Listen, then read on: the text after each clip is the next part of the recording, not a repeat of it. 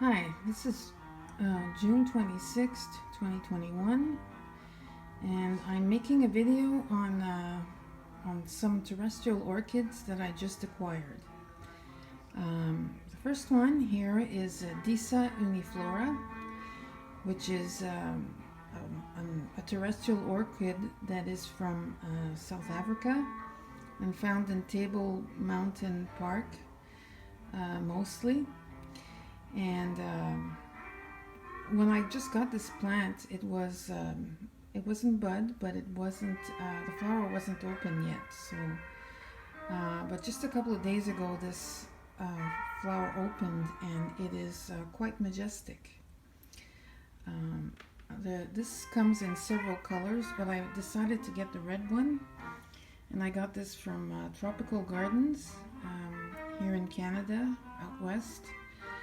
And there are some that are pink and salmon colored, but I thought I'd try a red one first.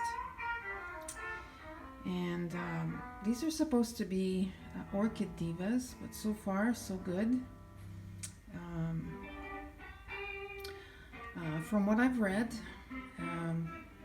being a terrestrial plant, it grows in some terrestrial mixes, and I think this one is probably pro mix with some perlite.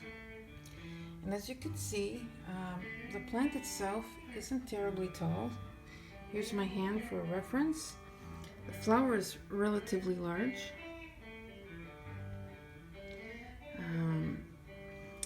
But after flowering, this part of the plant is supposed to die off, and these little plantlets, if you will, are supposed to continue, and there's supposed to be more of these popping up after the large growth dies. But I've only had it like maybe a week, and I'm fairly certain these little things here are starting to grow.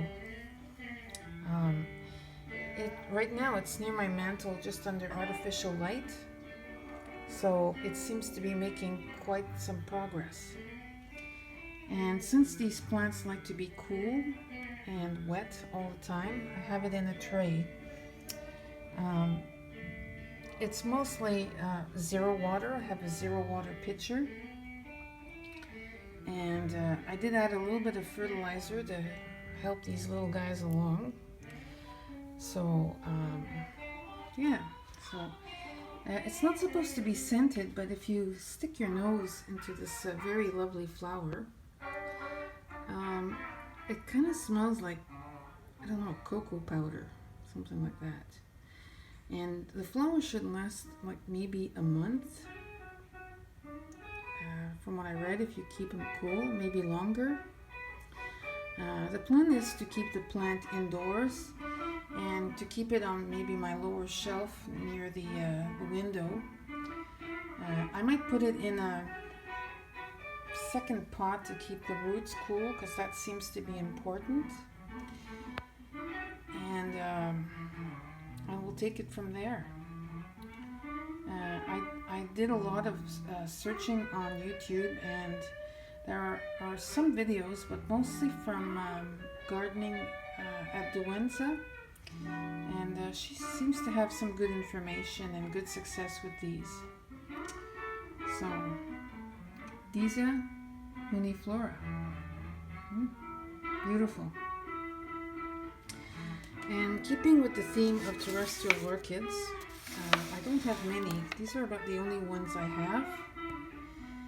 And these three are Calanthe, another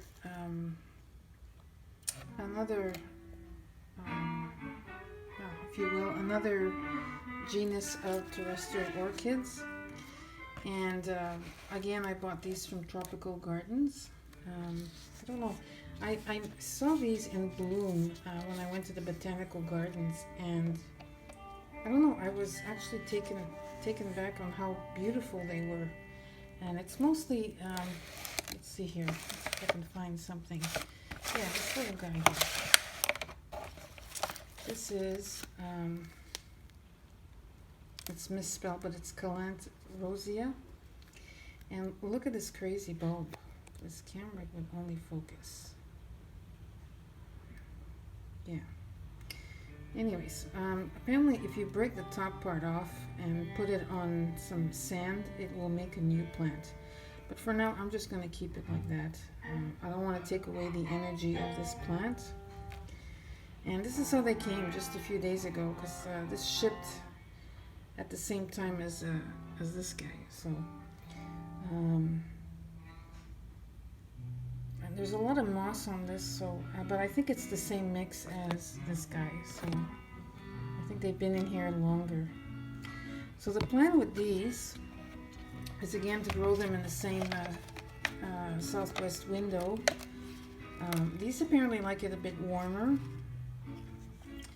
and they're deciduous. So once these leaves mature, they're supposed to fall off in the fall, and I'm supposed to lessen the water, make sure that the pseudobulbs don't shrivel too much. And then at one point there should be a flower spike popping out, and some of them are actually scented. This rubens here is supposed to be spicy. The flowers are supposed to smell like spice, and I did notice that when I was at botanical gardens. So rosea is not supposed to be, this is rosea here, it's not supposed to be scented, and neither is this guy here. The little guy here is Calanthe cardioglossa, and the flowers are kind of minute, but they're kind of cute, and they change color as they age. So yeah, I think it really is the smallest of the bunch. So the idea is, like any of these deciduous plants, is to fertilize these guys relatively high in the summertime. Fertilize, water, and give them as much light as possible without burning the leaves. And we'll take it from there. So yeah, so that's it. And this one is the complete opposite. Not much fertilizer, but it does get bright light. It's supposed to get some bright light, but keep the roots cool. So that's it for now. Let's see how it goes. Here's my terrestrial orchid video. I hope you liked it. Thank you for watching, and happy growing.